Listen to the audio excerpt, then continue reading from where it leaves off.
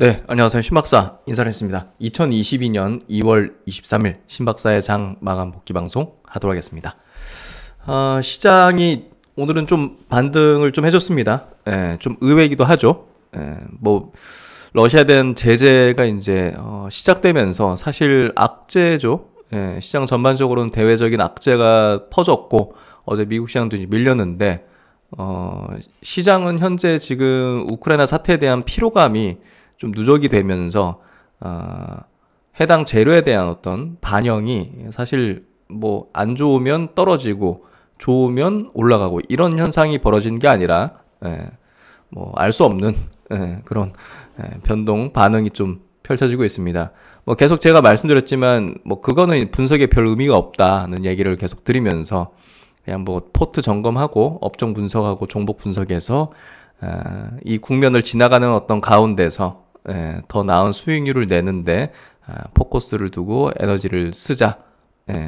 그래서 거기에 대한 분석은 별 의미 없는 시간 낭비다는 얘기를 계속 드려왔습니다.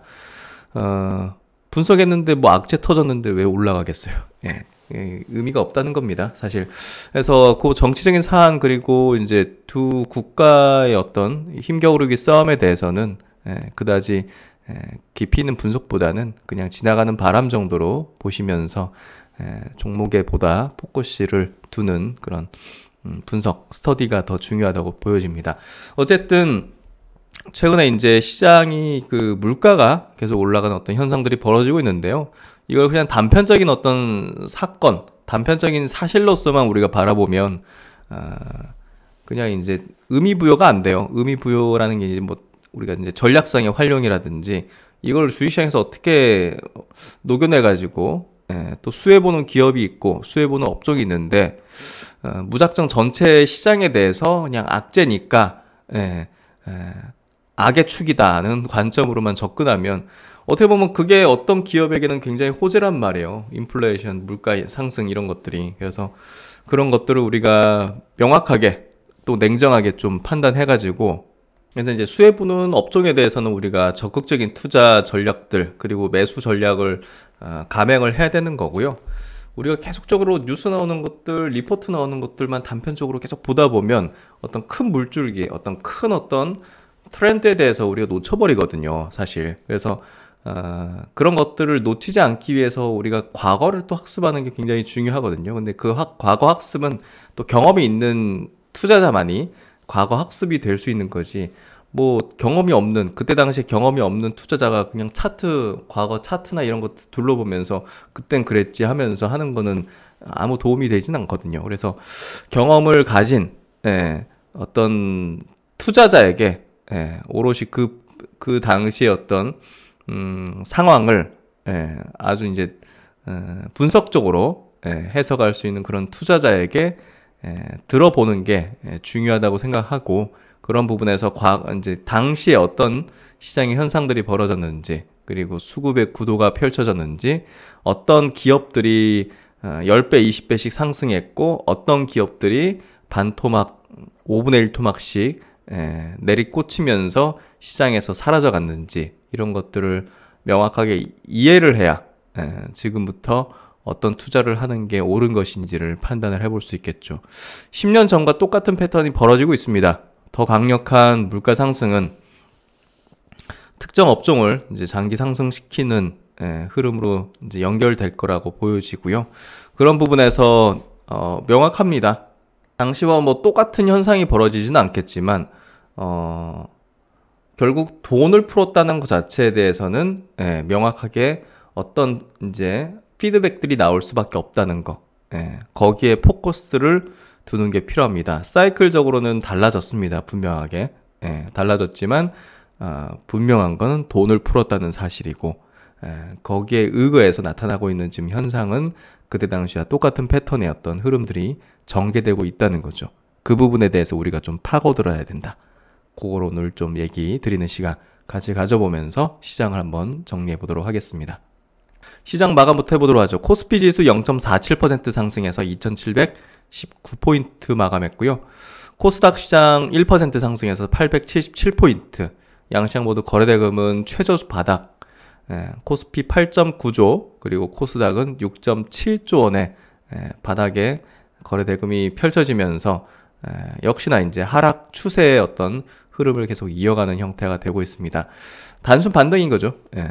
상승 종목 코스피 600 종목, 170 종목은 하락 종목, 코스닥은 1050 종목이 상승, 하락 종목은 한 300 종목 해서 오늘은 상승 종목 수가 월등히 많았고, 수급 구도는 조금 이제 큰 의미는 없는 것 같은데, 코스피 쪽은 외국인들 2600억 순매도, 기관은 1700억 순매수, 코스닥은 200억대씩 외국 기관이 순매도했고요. 선물은 3000계약 이상을 순매도하는 흐름을 보여줬습니다. 어제 미국 시장은 1%대 약세 마감했고요. 나스닥이 1.2% 약세, S&P 다우가 1%, 1.4% 약세를 보이는 흐름으로 최근에 이 정도면 거의 뭐 헤드 앤 숄더로 이제 꺾이는 구도를 보이고 있어요, 사실. 그래서 이게 이중바닥 형태로 지지를 받아낼 건지 그대로 이제 내리꽂히는 형태가 될 건지는 모르겠지만 어쨌든 좋진 않네요, 지금 현재. 그래서 이렇게 좀 다우 지수도 이런 형태가 좀 되고 있다. 나스닥도 여기까지 지금 481선까지 내려오는 형태가 되고 있다. 러시아 증시는 급반등을 했네요. 보시면 급반등하는 흐름으로 플러스. 그리고 이제 미국 10년물 국채금리 그냥 왔다 갔다 하는 흐름인 것 같고요. 독일 지수도 플러스로 급반등하는 흐름을 좀 전개하고 있습니다. 어쨌든 오늘 아시아권 증시는 전체적으로 이제 올랐습니다. 니케이는 휴장이었고, 항생, 대만, 중국 상해는 모두 이제 1% 내외 정도씩 상승하면서 오늘 장중에 이제 그 나스닥 선물은 이제 계속 플러스를 보였었죠. 그래서 그런 영향권 하에서 국내 증시도 이제 좋은 모습을 보였습니다. 오늘 업종별로 좀 특이점은요, 오늘 로봇 관련된 종목들이 굉장히 강했다는 거. 특히나 뭐 TA 로보틱스 같은 경우는 중소형주긴 하지만 상한가를 쳤어요. 그래서 상한가를 친 테마군이 있다는 거는 이제 힘이 살아있다는 건데, 뭐 유진 로봇 이런 것들도 에브리봇 7%대 상승, 로브스타 4%대 상승, 레인보우 로보틱스도 5% 정도 상승하면서 아진 엑스텍 6% 상승. 어쨌든 요 테마가 이제 굉장히 강했다는 거. 그다음 이제 요 기사가 좀 나왔었는데요. 이 파이낸셜 뉴스에서 나온 내용인데, 로봇의 진심인 이재용 해서 1년 새 로봇 팀의 몸집이 10배가 커졌다 해서 로봇 TF팀이 12명이었는데 사업팀 격상되면서 130명 조직으로 이제 됐다. 4월 달에 이제 첫 상용화를 눈앞에 두고 있다. 뭐 작년 12월 달에 나온 기사 그대로 이제 쓴 것 같고, 추가 인력 투입 및 투자, M&A 가능성까지 뭐 열려 있다 해서 잼스 힙이라는 또 이제 주행 보조 이제 로봇을 또 이제 양산할 예정으로 좀 알려져 있죠. 근데 그게 또 이제 100% 되려면 확실히 나와줘야 되는데 아직까지 좀 나오진 않고 있는 상황이고, 로봇은 이재용 삼성전자 부회장이 낙점한 미래 사업 중 한 축으로 올 상반기 삼성 보세 양산화를 위해서 박차를 가하고 있다. 그래서 전장 사업팀이 180명인데 거기에 육박하는 130명 정도가 지금 로봇 사업팀이 돼서 덩치를 굉장히 키운 상황이다는 얘기를 하고 있습니다. 그래서 이제 우리 생활 속에서 또 활용할 수 있는 그런 뭐 로봇들 이런 것들도 이제 많이 CES에서 보여줬기 때문에 이런 것들도 양산하지 않겠는가 하는 그런 기대감을 갖게 하고 있고, 특별한 기사가 아니에요, 사실. 기존에 이제 다 알고 있는 내용을 다시 한번 쓴 그런 기사죠. 그래서 특별한 내용이 있는 내용은 아니었는데 로봇 관련주들이 그래도 시장에서 관심을 받는 그런 테마다는 걸 보여준 것 같습니다. 그리고 이제 오늘 음식료 관련된 기업들도 괜찮았어요. 대한제분, 뭐 메일유업도 괜찮았고, 삼양사, 해태제과. 그래서 음식료 관련된 기업들이 오늘 시장 대비 강한 어떤 기조의 흐름을 좀 보여줬고, 또 이제 대우건설 비롯해서 건설 업종의 종목들, 예, GS건설도 3% 튀었고 현대건설 2.6% 해서 GS건설 같은 거는 보면 거의 빠진 게 없어요. 예, 시장 대비해서 강한 어떤 흐름을 계속 보여주고 있고 HDC 현대산업개발도 악재를 뒤려고 이제 그럼 이제 추세가 전환되는 흐름이 전개되는 거죠. 코오롱 글로벌 이런 것들도 올라오기 시작하고 금호건설, 동부건설, 중소형 건설사들도 플러스 흐름을 내기 시작하는 그런 DLENC 같이 또 이제 뭐 그 어디였죠? 성수동의 그 주상복합 아파트 흔들린다고 아크로 포레스트인가? 거기 흔들린다고 폭락했었는데 뭐다 되돌렸네요. 보니까 그렇죠? DL건설, DLENC 이런 것들 급락했다가 다시 다 되돌리는 흐름. 터무니없는 걸로 빠졌었잖아요, 당시. 그래서 그리고 LG노텍이 오늘 그 이제 기판 쪽에 투자 소식을 이제 발표하면서 성장의 신호탄이다 뭐 이런 이제 리포트들 상당히 많이 나왔네요. 4천억을 투자해가지고 반도체 기판 사업에 이제 장기 성장을 확보했다. 뭐 이렇게 좀 기사화되고 리포트화된 것 같습니다. LG 노텍에 대해서 어떻게 좀 판단하는 게 좋을까요? 뭐 중장기적인 관점에서는 괜찮을 수 있는데요. 증설에 대한 부분들이 이제 연속해서 좀 나온 셈이죠. 그렇게 되면 조정기 돌입 가능성도 상당히 높아졌다고 보여져요. 그래서 그거는 이제 좀 판단할 문제고, 제가 가지고 있는 경험상으로는 이런 어떤 증설에 대한 부분들이 연속해서 좀 발생되는 어떤 흐름 속에서는 조금 시세가 좀 둔화되는 경향을 좀 보였다는 거, 그 점 한번 체크해 볼 필요 있을 것 같고요. LG전자 이런 것들은 바닥에서 올라오니까 괜찮죠. MCX 5% 상승하면서 뭐 자율주행 관련한 기업들은 그래도 이제 시장 대비 좋은 어떤 흐름을 좀 보일 걸로 생각되고, 삼성전기도 마찬가지로 3% 튀면서 최근에 괜찮은 모습으로 나타나는 것 같습니다. 우주항공 관련된 기업들도 괜찮아요. 사실 인텔리안테크, 한화 에어로스페이스 올해 이제 사실 괜찮죠. 우주항공 관련된 모멘텀도 열려 있고 일정도 잡혀 있고 또 장기 성장의 대표적인 어떤 기업들이면서 한화 시스템 이런 것들은 또 UAM 사업의 또 대표 글로벌 주자죠. 그래서 이런 기업들 괜찮은 모습들 계속 이어가고 있는 것 같고요. 오늘 박셀바이오가 좀 상승이 컸네요. 9.8% 상승. 이어플로우도 6% 상승하는 흐름. ABL바이오 3% 상승해서 오늘 바이오 종목들 중에서도 강세 보인 종목들 좀 있고, 리메드도 4% 상승하는 모습을 좀 보여줬던 것 같습니다.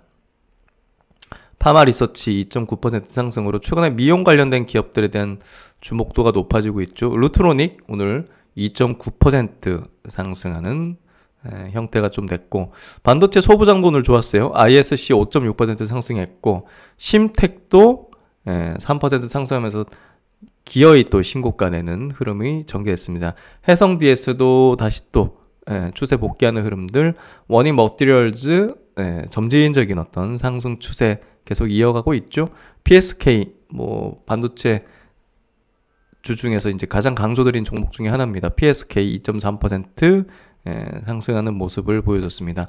어쨌든 오늘 전체적으로 시장 분위기 좋았기 때문에 전체 업종 다 좋았던 것 같고요.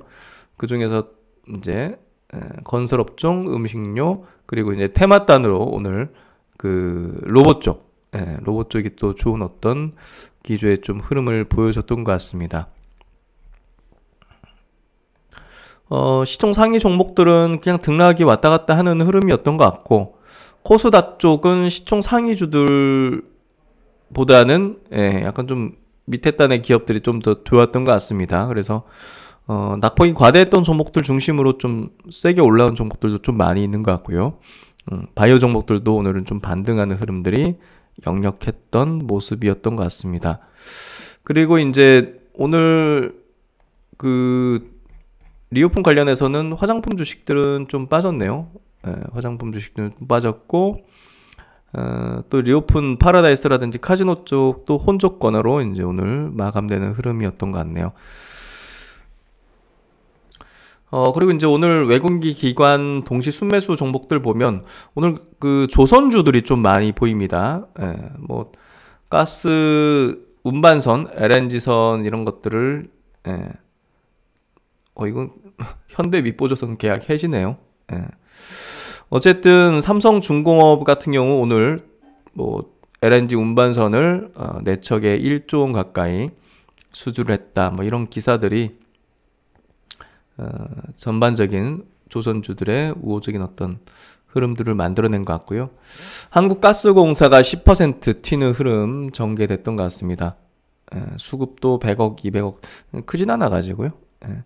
어쨌든 LG노텍이 가장 높은 어떤 이제 수급을 보여줬고, 크래프톤도 최근에 이제 장병규 의장 100억 매수 뭐 이런 것들 소식이 또 긍정적으로 작용하는 것 같네요. 조선주가 좀 많았던 것 같습니다. 오늘 조선주는 사실 좀 투자 자산으로 좀 개인적으로 보지는 않고 있어가지고 추세적인 흐름이라고 좀 보긴 어려운 흐름이 아닌가 생각이 됩니다. 코스닥 쪽 넘어가면 개별주 성격들이 좀 많은 것 같네요. 반도체 종목들도 좀 보이는데요. ISC, 심텍, HK, 이노엔 이런 것들, 바이오 주식들도 좀 있네요. 어쨌든 오늘 뭐 시장은 전체적으로 좀 괜찮은 모습을 보여줬던 것 같고요. 변동성이 좀 축소되면서 안정된 형태로 시장이 조금 찾아가는 것 같습니다. 네, 종목은 여기까지 한번 보도록 하겠습니다. 오늘 첫 번째 이슈 체크는 DB금융투자 리스트 자료 좀 체크해 보도록 하죠. 제약바이오 섹터 이제 전체적인 산업 리포트를 좀 내놓으셨는데 요약 부분을 좀 읽으면서 상당히 좀 감성적인 포인트들이 좀 짚어져 있다는 생각이 좀 들었습니다. 한번 체크해 드릴까요? 요약 내용이니까요. 뭐 한 장 보시면 뭐 대략 어떤 내용인지 아실 겁니다. 행복한 꿈에서 깨어나는 순간 우리는 허무함과 실망감을 느낀다. 그리고 계속된 아쉬움을 위로하다 보면 현실 속 소소한 행복이 눈에 들어온다. 옆에 있는 가족, 동료, 친구에게 지금 눈앞에 빵 한 조각에 감사해야 한다. 마치 제약바이오 투자자들에게 2020년은 행복한 꿈속이었다는 내용이네요. 사실 급진적으로 2020년도 바이오 섹터가 굉장히 이제 좋았죠. 뭐 전 세계적으로도 한국의 바이오가 가장 높은 상승률을 낸 이제 섹터 구인이기도 했고, 사실 이제 그 전해 2019년도 사실 이제 그 한가운데 바이오 섹터 한가운데 저도 있었지만 이제 뭐 굉장히 그 낮은 밸류까지 내려온 바이오 종목들이 많았습니다. 강연에서 이제 추천도 했었고 막. 2019년 세계 최초 유전자 치료제 인보사가 이제 품목 허가 취소를 받았었고 굉장히 큰 악재였어요. 또 이제 뭐 미국 임상 3상 실패 같은 것들, 뭐 헬릭스미스라든지 이런 것들이 좀 발생되면서 상당히 투심이 최악이었습니다. 사실 바이오가 2019년도 말까지 최악이었어요. 그래서 뭐 반의 반토막씩 막 바이오 주식들 많이 이제 내리꽂혔었고, 뭐 그런 가운데서 급진적으로 그 당시 이제 뭐 셀트로 그룹주도 사실 처참했죠. 뭐 5분의 1 토막, 6분의 1 토막 이제 셀트론 제약 이런 종목들은 고점 대비 났었고, 그래서 결국 이제 그런 어떤 최악이었던 국면이었는데 코로나가 이제 살렸죠. 그래서 새롭게 국면한 코로나19는 제약바이오 기업의 이 뭐 혼란 속에 어떤 희망이었다. 그때는 실현 가능한 현실보다는 희망이 더 중요했죠. 백신, 뭐 치료제, 뭐 이런 것들 만들 수 있을 거라는, 그리고 이제 주식시장 내에서 바이오밖에 희망이 없었죠. 코로나로 인해 모든 경제가 마비되는 상황 속에서 이걸 해결할 거는 바이오, 백신이든 치료제든 진단키트든 개발해가지고 인류를 구원해 줄 수 있는 그 희망이 더 중요했고, 그 희망의 크기는 밸류에이션을 무시하면서 무지막지하게 올랐고, 그 폐 종목들이 몇 종목 있죠. 대표적인 게 뭐 신풍제약이라든지 뭐 최근까지 급등하면서 막 상당히 시장을 좀 교란시켰던 뭐 현대바이오라든지 뭐 정말 뭐 터무니없는 종목들이 막 나타나면서 시장을 밀어올리고 그 희망이라는 투자자들의 어떤 그 약간 가치를 다소 조금 혼탁하게 만드는 그런 부분들이 좀 많았죠. 그게 결국은 이제 거품이었다고 보면 되겠죠. 거품이자 이게 이제 꺼짐으로 인해 가지고 바이오 섹터가 우르르 와장창 이제 깨질 수 있는 그런 부분이었는데 아쉽게도 이제 그런 부분들이 작년부터 왕창 깨지기 시작하면서 엄청난 하락을 좀 만들게 됐죠. 코로나19 3년 차인 2022년 올해 높아진 백신 접종률로 대부분 일상생활이 이제 가능해졌고 델타 그리고 이제 오미크론 등 변이가 출현했지만 뭐 치료제가 이제 어느 정도 초기에 해결할 수 있는 그런 어떤 단계가 됐고 이제 현실에 돌아온 투자자가 물어본다. 꿈은 언제 이루어질 수 있는지 지금의 팬데믹 수혜가 얼마나 지속될 수 있는지를 궁금해한다. 하지만 몇몇 기업을 제외하고는 대부분 현실성이 없다. 치료제 개발하는 기업 중에 셀트리온 빼고는 나머지는 싹 다 실패. 그리고 뭐 가능성도 거의 없죠. 제로죠. 그래서 그런 기업들이 다 꺼질 때 바이오 전체 업종은 무너질 수밖에 없다는 부분이 컸던 것 같네요. 이러한 변화 속 그저 묵묵히 자리를 지키는 기업들이 있으니 그건 바로 전통 제약사일 것이다. 그러니까 이런 기업들은 하단이 그래도 어느 정도 있다. 요 하단이 있다는 얘기를 하는 거겠죠. 일부 코로나19 관련 치료제 개발, 백신, CMO로 시끄러웠으나 지금은 섹터의 거품이 빠지면서 그 기대마저도 하지 않는다. 그리고 지금 항상 있던 자리에서 시대 흐름에 맞게 성장을 하고 있다 해서 전통적인 제약사에 대한 어떤 기대를 좀 가질 필요가 있다는 얘기를 하는 것 같아요. 빠지는 건 뭐 어느 정도 끝이 있으니까 실적도 나오고 그래서 뭐 아무것도 없는 종목들이 이제 10배 올랐으면 10배 그 이상으로 빠지는 흐름이 전개되겠죠. 그런 것들이 나타나고 있기 때문에 센티가 계속 안 좋은 거죠. 올해 상위 제약사에 대한 기대감은 첫 번째 글로벌 신약의 탄생, 레이저 티닙이겠죠. 그리고 의미 있는 임상 결과 발표일 것이다. 2020년 SK바이오팜이 2개의 글로벌 신약으로 시장에서 주목을 받았듯이 올해는 유한양행 레이저 티닙 그리고 한미약품의 포지오 티닙의 미국 FDA 승인 이 부분이 핵심인 모멘텀이 될 것이다. 이외에 지난 8월 CRL을 받은 롤런티스와 녹십자의 IVIG에 대한 FDA 허가일 것이다 해서 여러 가지 어떤 신약에 대한 승인 가능성들이 모멘텀들이 오래 있다는 부분을 좀 강조하고 있고 다 알고 있는 내용이죠. 두 번째 이제 표적 항암제에 이어서 비알코올성 지방 간염 내쉬라고 하는 이 치료제에 대한 연구 진척도 시장에서 상당히 좀 높게 기대 가치를 하고 있다고 보시면 될 것 같습니다. 한미약품이 이제 이쪽으로 이제 하고 있는 신약 후보 물질이 있고 또 이제 유한양행 같은 경우도 글로벌 제약사와 같이 공동 연구 중입니다. 그래서 요 한미약품, 유한양행 같은 또 전통 제약사가 또 굉장히 그 유망한 분야에 대해서도 글로벌 시장에서 임상을 진행하거나 공동 리서치를 하고 있는 부분 계속 체킹이 필요하다. 세 번째는 이제 HK 이노엔 그리고 대웅제약이 역류성 이제 식도 치료제 이 부분에 대해서 이제 식약처 허가받고 또 이제 잘 팔고 있고 또 이제 국내에서 또 팔 예정인 대웅제약이 있고 또 이것들에 대한 해외 진출 가능성이 좀 열려 있죠. 중국 진출 시작으로 이제 미국까지 확대하고 있기 때문에 의미 있는 글로벌 진출 기대감이 좀 불고 있다. 이 부분 체크해 볼 필요가 있을 것 같고요.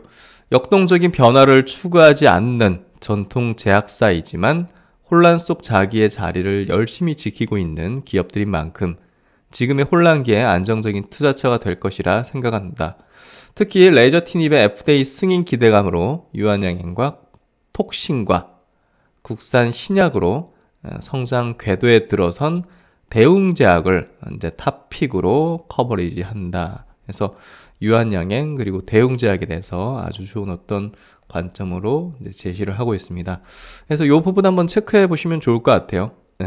그래서 바이오 섹터 내에서 전통 제약사, 그 중에서도 이제 유한양행 대웅제약이 조금 더 이제 신약에 대한 어떤 기대감, 그리고 또 이제 나보타 같은 혹은 이제 위식도 역류 치료제에 대한 부분, 이런 부분을 갖고 있는 대형제약, 이런 기업에 대해서 한번 주목해 보자, 이렇게 나와 있습니다. 한번 체크해 보십시오. 그 다음에 이제 물가 관련된 얘기 한번 해보도록 하죠. 지금 물가 인상을 하는 게 뭐 거의 뭐 지금 그 릴레이입니다. 뭐 아이스크림 값도 줄줄이 오른다 해가지고 전체 모든 업종 식음료 관련해서는 이제 모든 식음료 업체들이 지금 줄줄이 이제 인상을 하고 있는데 뭐 안 할 수가 없는 상황이죠. 원재료가가 계속 올라가는 상황이고 뭐 이런 가운데서 제품가에 반영 안 할 수도 없고 결국 이제 이런 것들이 뭐 주식시장에 아무런 영향을 미치진 않죠. 특히나 이제 음식료 관련된 기업들에 대해서는 가격을 올렸을 경우 이제 수요가 일시적으로는 좀 줄 수 있잖아요. 일시적으로는 줄 수도 있겠지만 중장기적으로는 이제 희석되죠. 그래서 10년 전의 패턴하고 비슷하게 좀 흘러가지 않을까 생각이 좀 됩니다. 그때보다 이제 물가 상승의 어떤 그 폭이라든지 그건 더 강력하기 때문에 사실상 음식료 업종이 10년 전에도 이제 금융위기 때, 미국 금융위기 때 이제 돈 엄청 풀고 해가지고 사실 물가가 이제 올라갔죠. 그때도. 그때보다 지금이 조금 더 심한 거긴 한데 심한 만큼 이제 결국 이제 음식료 기업들에 대한 중장기적인 어떤 부분에서는 우상향의 이제 기조를 보일 가능성이 높지 않을까 생각이 돼요. 결국 수요 탄력성 자체가 이제 낮은 업종이죠. 가격이 올린다고 뭐 수요가 갑자기 뚝 떨어진다든지 이런 분야가 아니지 않습니까? 음식료 쪽이 의식주기 때문에. 그래서 결국은 뭐 부동산 같은 경우도 그렇고 의식주 관련된 이쪽은 물가가 오른다 하더라도 수요가 그리 줄지 못하는 그런 어떤 비탄력적인 어떤 업종이기 때문에 사실상 장기 상승의 가능성은 상당히 높다. 그래서 음식료, 건설 업종이 오늘 굉장히 좋았는데요. 제가 볼 때는 장기 상승의 국면으로 좀 넘어가는 흐름이 되지 않을까 생각이 됩니다. 그래서 음식료, 건설 업종에 대해서는 조금 더 우리가 중요하게 이 가격에 대한 부분을 좀 가격 반영이라는 부분을 좀 봐야 되지 않을까 생각이 되고 아이스크림 가격을 보니까 뭐 많이 1,000원짜리를 1,200원 올리면 20% 올리는 거잖아요. 작지 않게 이제 올리는 걸로 볼 수 있을 것 같고 또 이제 뭐 새우깡 뭐 이런 과자 많이 팔리는 과자 가격도 6%. 이게 한 번만 올리진 않습니다. 뭐 분기에 이제 5, 6%씩 계속 올리는 식으로 이제 전개할 거기 때문에 뭐 6%밖에 안 올렸네. 1,000원짜리 뭐 1,060원이네. 뭐 이런 식으로 이제 뭐 해석을 하려고 하겠지만 사실 분기 단위로 이제 올릴 가능성이 높다는 부분으로 봐야 되고 그게 이제 주가에도 이제 장기적인 어떤 상승 국면으로 이제 넘어가는 흐름이 전개될 수 있습니다. 그래서 10년 전에도요. 2010년부터 이제 가격 인상 얘기들이 나오고 2011년부터 본격 이제 인상이 되고 이게 이제 2015년까지 대세 상승을 펼쳤죠. 당시에 음식료 관련된 기업들이. 그래서 그런 부분에서 볼 때 3, 4년에 걸쳐 가지고 우상향 기조를 보일 가능성이 상당히 있지 않을까 생각이 좀 됩니다. 그래서 그 부분 좀 감안해야 된다. 새우깡은 아직도 이제 BC가 광고 모델인 것 같네요. 1등 할 수 있으려면 가격이 높지 않아야 될 텐데. 하여튼 뭐 가격 인상 브랜드를 보면요. 뭐 다양한 품목들 여기 나와 있는데요. 죽, 뭐 김밥 종류들, 뭐 떡볶이 많이 이제 시켜 먹거나 하잖아요. 떡볶이, 뭐 신전 떡볶이, 신참 떡볶이, 뭐 유명한 이제 브랜드인 것 같습니다. 조스 떡볶이. 치킨도 이제 BHC, 교촌, 굽네. 햄버거 쪽도 롯데리아, 맘스터치, 버거킹, 맥도날드, KFC, 피자. 그래서 대중적으로 좀 많이 이용하는 그런 이제 브랜드 제품들이 커피도 그렇고 스타벅스, 투썸 플레이스, 할리스 뭐 이런 것들이 가격 인상을 하고 있고 아직 미인상 브랜드들도 많이 있네요. 그래서 인상하겠죠. 당연히 순차적으로. 그래서 그런 부분에서 계속적인 어떤 물가 인상의 흐름들이 전개되고 있습니다. 소주 가격도 이제 오르고 최근에 이제 하이트 진로 가격 그 주가 좋은 이유가 이제 이런 이유겠죠. 역시나 이제 뭐 좋은데이, 화이트 이런 것들을 8% 이렇게 인상한다. 그리고 입세주 뭐 이런 술 14%. 순차적으로 이제 올리는 거겠죠. 한 번에 이제 올리진 않고. 그리고 와인 같은 거를 이제 많이 먹잖아요, 요즘은. 와인 가격도 최대 20%대 이제 인상을 한다고 합니다. 특히나 이제 다 수입을 하잖아요, 와인 같은 경우는. 주 이제 와인 수입사들이 올 들어서 순차적으로 제품 공급 가격을 인상하고 있다. 기후 이상으로 인한 프랑스 포도 생산량 감소, 국제 물류비와 인건비 등을 반영한 것이다 해서 뭐 이제 뭐 인상하는데 뭐 이유는 갖다 붙이면 다 되니까 뭐 물류비 때문에 그렇다 하면 뭐 그런 거고. 그래서 이렇게 와인 가격까지 이제 오른다는 부분들 전방위적으로 다 올리는 거죠. 그리고 이제 두부 가격도 올리는데 두부 가격 올리면 이제 우리 식탁 이제 어떻게 보면 이제 물가가 확 뛰는 거죠. 두부는 엄청나게 많은 식자재로 이제 쓰이는 이제 제품이 이제 그거잖아요. 그래서 풀무와 CJ 대상 모두 인상을 한다.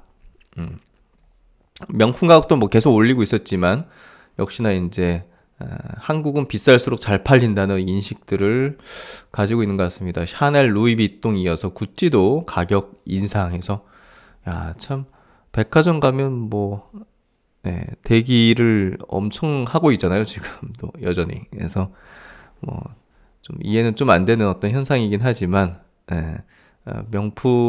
명품을 구매하는 50%가 20, 30대라고 하죠. 좀 깜짝 놀랐어요. 20, 30대가 절반을 차지한다니 하는 생각이 들었는데 그만큼 지금 소비의 어떤 패턴이 많이 바뀌었다는 걸 얘기하는 거겠죠.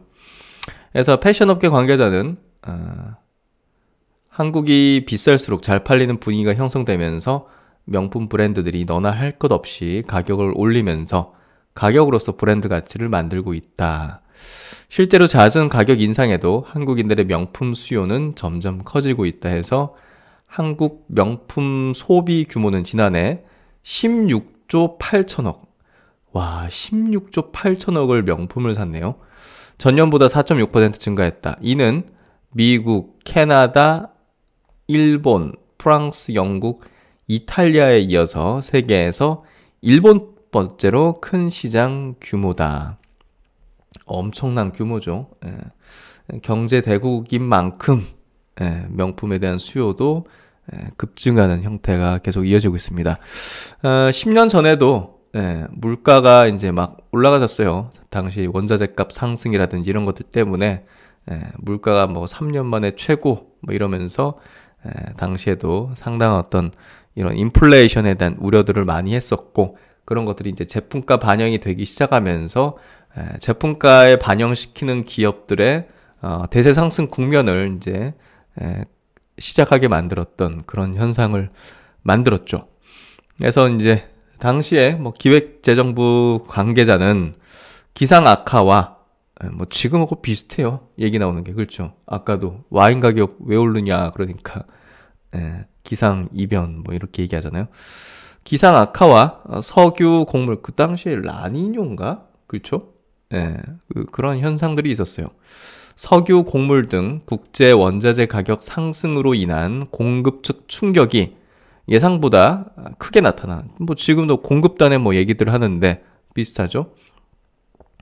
그리고 이제 농축산물과 석유 제품 중심으로 물가가 올랐다. 그리고 이제 글로벌 유동성 확대. 돈 많이 풀었으니까 그때도 따른 이제 수요 측에 대한 물가 압력도 물가 불안을 야기한 주요 요인이다. 그래서 뭐 공급단에 그리고 수요단에 모두가 이제 물가 상승 요인이 작용하면서 된 거죠. 이렇게 물가가 이제 굉장히 크게 오른 거죠. 그래서 지금은 공급단의 문제가 크다고 하는데 이게 뭐 코로나가 진정되면 이제 수요단으로도 확 올라올 수 있잖아요. 그러면 이제 물가가 불안이 이어질 수 있는 가능성이 있겠죠. 그래서 10년 전하고 똑같죠. 다름없지요. 그래서 반복되는 거예요, 결국은. 그러니까 이제 돈을 많이 풀면 발생되는 부작용은 다른 부작용이 나타날 수가 없어요. 물가예요, 물가. 인플레이션. 그 물가가 어느 정도냐의 차이지, 필연적으로 그 부작용은 나오게 돼 있는 거죠. 그렇기 때문에, 그 가운데에서 어떤 업종은, 망하고, 어떤 업종은 이제 흥을 하는 거죠. 그래서, 당시에 이제 흥을 했던 이제 대표 업종 자체가 이런 이제 음식료 쪽 부분하고, 또 이제 뭐 건설 리모델링 뭐 이런 쪽 인테리어 뭐 이런 쪽 그리고 중국의 소비 대국화되는 흐름 속에서 중국이 우리나라 거 무차별로 갖고 갔던 그런 대표 품목들 뭐 면세라 화장품이나 뭐 이런 것들 근데 뭐 지금은 이제 중국이 우리나라 거 갖다 쓰는 그런 시대가 아니니까 그런 부분까지는 좀 연결되지 못할 것 같고 국내 안에서 인플레이션의 수혜를 볼 수 있는 대표 업종, 음식료와 건설 업종 정도가 어느 정도 타겟팅되는 그런 흐름이 좀 되지 않을까 생각이 좀 됩니다. 그래서 이제 부정적인 요인이 작용되는 건 이제 그 제조업단이겠죠. 이제 원자재가 뭐 철광석 가격 올라가고 이러면 이제 철강 업종 그리고 자동차, 조선 쪽에 대한 이제 가격 인상 통보하고 이런 것들이 결국 이제 원자재발 가격 인상 도미노가 현실화되면서 제조업단으로는 별로 안 좋게 되는 거죠. 그래서 결국 이제 우리가 뭐 소비재에 대한 부분들이 오히려 이제 상대적으로 더 나올 수밖에 없습니다. 이쪽은 당연히 이제 이런 영향권 하에서 부정적인 어떤 요인들이 작용될 거기 때문에 뭐 대표적인 게 그런 거예요. 자동차를 생각해 보세요. 포스코 현대제철에서 이제 철강 강판들 이제 갖다 쓰는데 강판 공급 가격 인상을 요구한 걸로 전해진다 하면 차 가격 올려야 되잖아요. 그렇죠? 차 가격 올리면 뭐 당연히 이제 그쪽에 대한 수요는 줄 수밖에 없잖아요. 사치제인데 차가 뭐 필수제라고 얘기할 수도 있지만 뭐 쓰던 차 계속 쓰면 되는 거지 뭐 뭘 바꾸겠어요.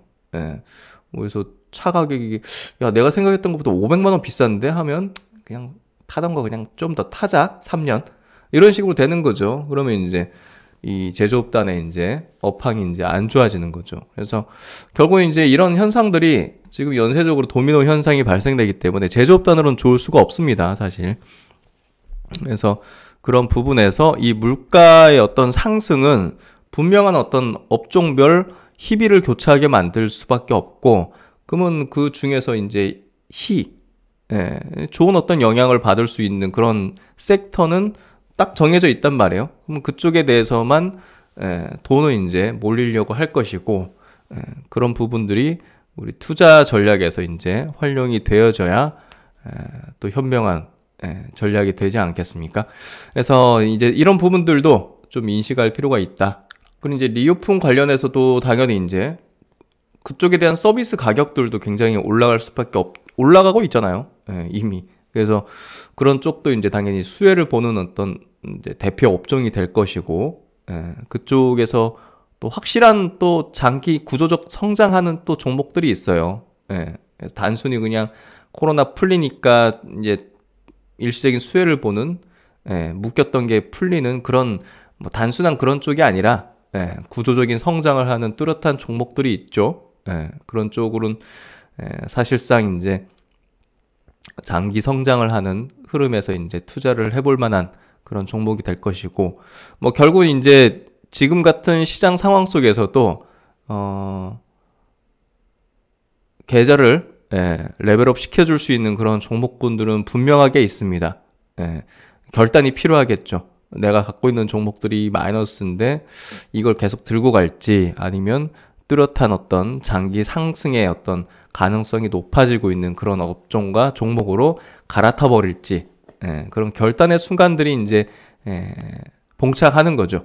그래서 그런 부분에서 지금의 상황 속에서도 분명한 거는 희비가 교차한다.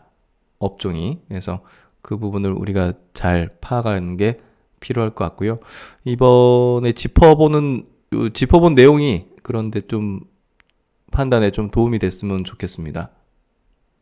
그래서 오늘 시장 이렇게 정리 마감해봤는데요. 참 어려운 시장 계속 이어지고 있습니다. 거래량, 거래대금 급감하면서 뭔가 좀 추세가 없는 패턴이 계속 이어지고 있고 많은 투자자들은 또 시장을 떠남을 내지는 또 이제 그냥 신경 안 쓰는 단계로 넘어가는 그런 비자발적 장기 투자의 어떤 구간으로 넘어가는 이제 흐름이 좀 되고 있습니다. 이런 구간에서 정신을 똑바로 차려야 됩니다, 사실. 이런 구간이 가장 힘든 구간이고 포기하는 구간이기도 합니다. 주식 투자하면서. 근데 결국은 이 구간을 포기하지 않고 오히려 더 집요하게 파고든 사람들이 성공자의 길을 걸었지 않겠습니까? 우리가 어떤 분야든 마찬가지인 것 같아요. 끝까지 물고 늘어져 가지고 어떤 사업 환경이든 그런 것들이 좋을 때나 안 좋을 때나 그 분야에서 집요하게 승리의 어떤 요건들을 파헤쳤던 그런 사람들이 결국은 성공자의 길 걸었지 않겠습니까? 그런 부분에서 주식도 다름 아닌 분야라고 생각이 되고요. 사실 굉장히 어려운 분야죠. 주식이라는 분야가. 그래서 멘탈을 또 중요하게 다뤄야 되는 그런 분야라는 측면도 꼭 염두에 두시면서 단순히 이 분야는 경험을 갖고 있다고, 지식을 갖고 있다고 성공할 수 있는 분야가 절대 아님을 인식하고 있어야 됩니다. 멘탈의 중요도는 어떤 구간에서는 10, 20밖에 안 될 수도 있지만 어떤 구간에서는 거의 대부분을 차지하는 중요도를 가지고 있기 때문에 탄력적이고 유동적인 어떤 그 비중에 대한 이제 조절, 어떤 부분이 중요한가, 내가 멘탈이 이때는 더 중요한가, 아니면 지금은 경험이 더 중요한가, 이거를 판단해야 되는데 지금은 거의 대부분이 멘탈이 중요한 구간대라고 보면 될 것 같아요. 그 부분을 잘 다지면서 지금 구간을 같이 현명하게 헤쳐나갔으면 좋겠습니다. 네, 하여튼 오늘도 고생 많으셨고요. 시간 참 빠르게 지나가는 것 같습니다. 건강 유의하시고 코로나 조만간 한 30명씩 30만 명씩 하루에 이제 확진자 생기는 그런 흐름이 될 것 같은데 그래도 건강 가장 중요하게 유의하시기 바랍니다. 네, 신박사는 또 다음 시간에 좋은 내용으로 뵙도록 하겠습니다. 감사합니다.